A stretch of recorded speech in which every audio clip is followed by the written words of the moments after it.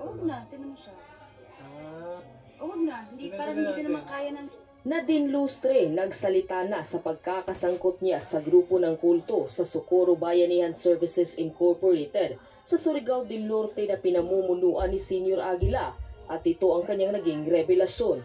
Halina't sabay-sabay nating panuuri at alamin ang video ito. Ngunit bago tayo magpatuloy, huwag kalimutang i-like, share, subscribe, and click the notification bell for more updates and for more upcoming videos. Maraming salamat!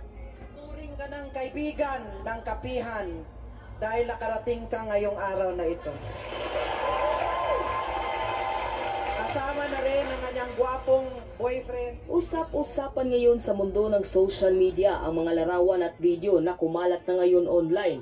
Ang litrato sa sikat na aktres na si Nadine Lustre kasama ang controversial ngayon na si Jeren Esquilario o mas kilala bilang si Senior Aguila, ang leader ng kulto sa Socorro Bayanihan Services Incorporated o SBSI.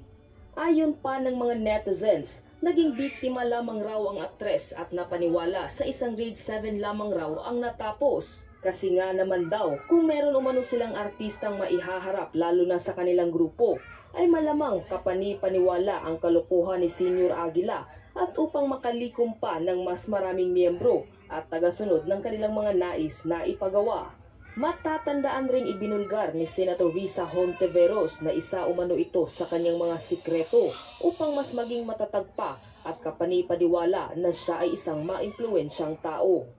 Si Senyor Aguila mismo, ang rapist ng mga bata, ang facilitator ng child marriage, ay nakatapak pa sa ating Senado at nagpa-picture pa sa ating na mga senador.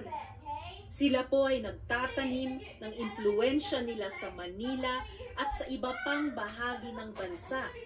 Ginagamit raw umano nito ang mga litrato na kanyang nalikom sa mga taong kilala at maimpluwensya upang siya ay paniwalaan at makalikom pa ng mas maraming miyembro.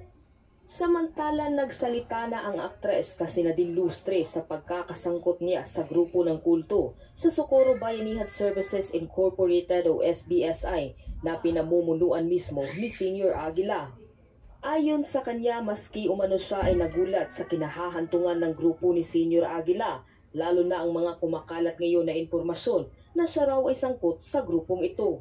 Wala umanong katotohanan ng mga balita na kumakalat ngayon online. Wala rin umano siyang panahon upang patulan pa ang mga ganitong isyu, lalo na't hindi na umano ito bago sa kanya. Wala na siyang ibang binanggit kung ano nga ba ang tunay na pakay nila doon sa sitio Kapihan, kasama ang iba pang opisyalis at mga lider sa Socorro Bayanihan Services Incorporated o SBSI sa Surigao del Norte. Ikaw ano ang masasabi mo sa video ito? Mag-iwan ng komento sa baba.